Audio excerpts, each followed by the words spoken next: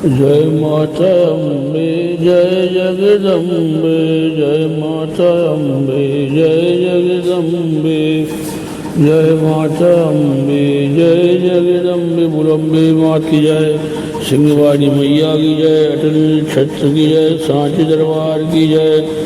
श्रीमद् देवी भागवत पुराण में अगला प्रसंग है चिक्षुराक्ष, तामाक्ष, असिलोमा और बिडालाक्ष का वध। यह प्रसंग सुने।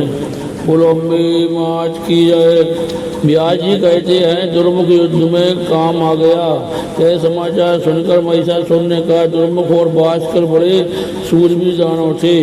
एक सुकुमार कन्या के हाथ वे युद्ध भूमि में सदा के लिए सो गए। तो यह कितने महान आश्चर्य की बात है। व्यास जी कहते हैं, राजन इस प्रकार अमित पराक्रमी महिषासुर के कहने पर उसका सेनाध्यक्ष महारथी इक्षुराक्ष बोला, राजन एक स्त्री के मार डालने में कौन सी चिंता की बात है, मैं उसका वध कर डालूंगा। यूँ कहकर कुछ सैनिकों को साथ लेकर वह रथ पर बैठा और चल दिया। दूसरे शक्तिशाली ताम्र को उसने अपना अंगरक्षक बना लिया। व्यास जी कहते हैं, बल के अभिमान में मत वाले रहने वाले दानवों ने भगवती पर बाण वर्षा आरंभ कर दी। भगवती ने अपने तेज बाणों से इक्षुराक्ष के बाण काट डाले। उस समय भगवती और इक्षुराक्ष दोनों असीम पराक्रमी एवं महान सूरवीर थे।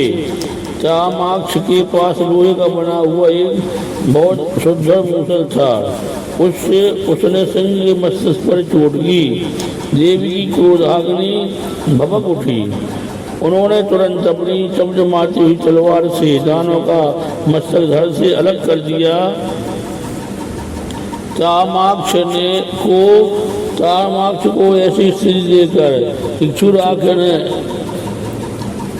झट तलवार उठा ली और वह भगवती चंडी की ओर दौड़ा। हाथ में तलवार लेकर सामने आते हुए उस दानव को देखकर भगवती ने उस पर 5 बाणों से प्रहार किया। देवी के एक बाण से इक्षुराक्ष की तलवार कट गई, दूसरे बाण से उसका हाथ साफ हो गया और अन्य बाणों से उसका मस्तक धड़ से अलग हो गया। इस प्रकार इक्षुराक्ष और तामाक्ष इन दोनों राक्षसों का निधन हो गया। इनके मर जाने पर सारी दानव सेना भयभीत होकर चारों दिशाओं में भाग चली। ऋषि, देवता, गंधर्व, बेताल, सिद्ध और चारण इन सबके मुँह से बार बार भगवती चंडिका की विजय घोषणा होने लगी। व्यास जी कहते, देवी ने इक्षुराक्ष और तामाक्ष को मार दिया। यह समाचार सुनकर महिषासुर की आश्चर्य की सीमा नहीं रही। तब उसने देवी का वध करने के लिए बहुत से अमित बलशाली दैत्यों को जाने की आज्ञा दी। उन दैत्यों में असिलोमा और बिडालाक्ष एक प्रमुख दानव थे। इन्होंने कवच पहन लिए, हाथों में अस्त्र शस्त्र ले लिए और विशाल सेना के साथ सम्रांगण में जा उपस्थित हुए। पहले बिडालाक्ष ने देवी के ऊपर 7 बाण चलाए। भगवती जगदम्बा ने अपने सहायकों से बिडालाक्ष के बाण काट डाले। साथ ही अपने 3 तीखे तीरों से उस पर चोट की।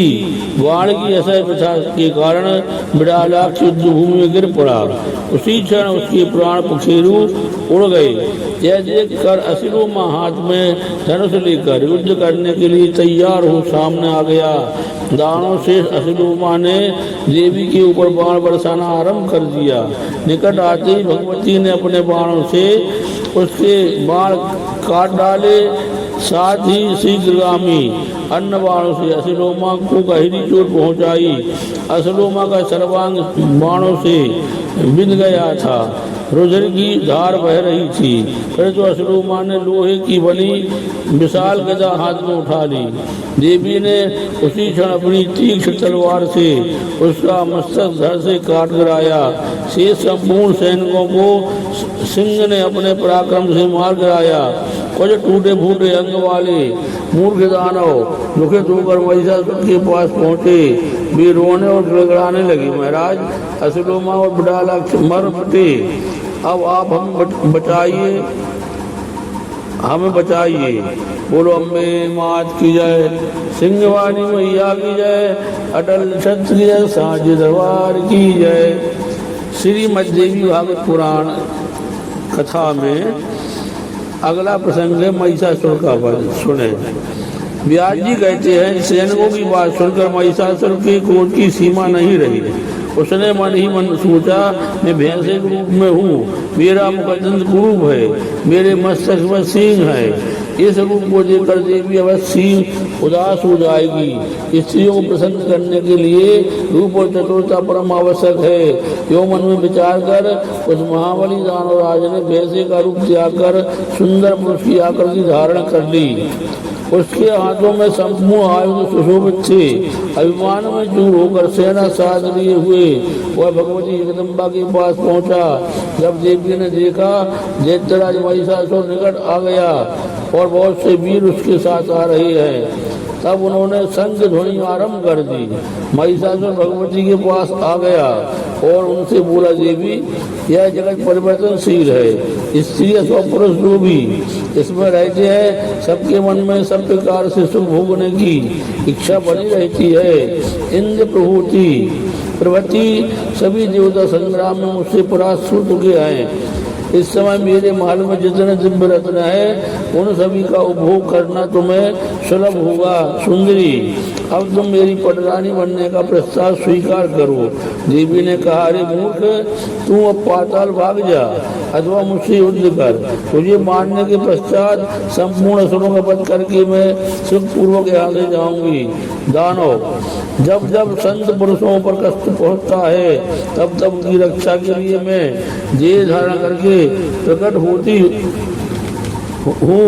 व्यास जी कहते हैं, भगवती जगदम्बा की ओर कहने पर महिषासुर के हाथ में धनुष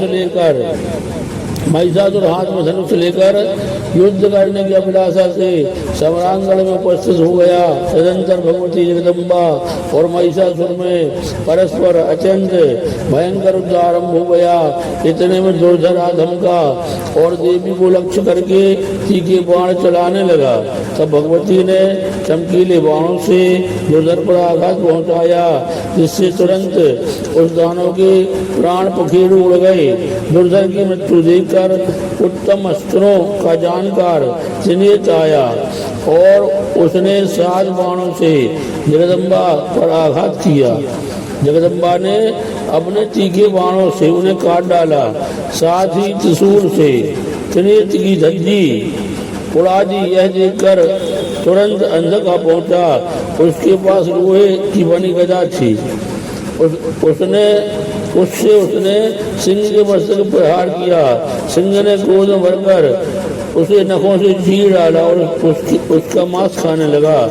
इतने राक्षस संग्राम में काम आ गए। यह देखकर महिषासुर की आस्था की सीमा न रही। उसने अपने गदा सिंह के मस्तक पर चढ़ा दी। अब तो सिंह को असीम क्रोध आ गया, अतः अपने नखों से उस महान दानव को फाड़ डालने के लिए तत्पर हो गया।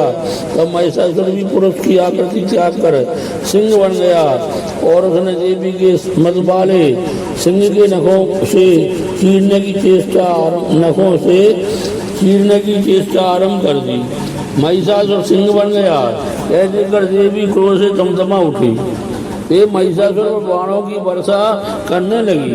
तब वह दानव सिंह का वेश त्याग कर हाथी बन गया। फिर मनुष्य बनकर उसने हाथ में पर्वत का शिखर उठा लिया और उसे भगवती चंडिका पर फेंकने लगा। तब सिंह उछला और पुनः गजराज बने हुए महिषासुर के मस्तिष्क पर विराजमान होकर अपने नखों से उसे फाड़ने लगा। इतने में महिषासुर हाथी का रूप त्याग कर अत्यंत बलवान एवं भयंकर सर्प बन गया और कुपित होकर देवी के सिंह को मारने के लिए प्रयास करने लगा। देवी ने झट तलवार से उसके मस्तिष्क पर आघात किया। उसने पुनः भैंसे की आकृति धारण कर ली और सींग से देवी को मारने लगा। व्यास जी ने कहा, भगवती चंडिका उसी क्षण त्रिशूल उठाकर महिषासुर पर झपटी। उस दुरात्मा की छाती पर बलपूर्वक तीखे त्रिशूल से आघात किया। चोट लगने पर महिषासुर भूमि पर गिर पड़ा। एक मुहूर्त तक उसको चेतना लुप्त सी रही, परंतु वह फिर उठ खड़ा हुआ, फिर पैरों से वेगपुर देवी पर प्रहार करने लगा। तदंतर भगवती जगदम्बा ने 1000 अरों वाला शेष चक्र हाथ से उठा लिया। उस चक्र के लगते ही महिषासुर का मस्तक धड़ से अलग हो गया।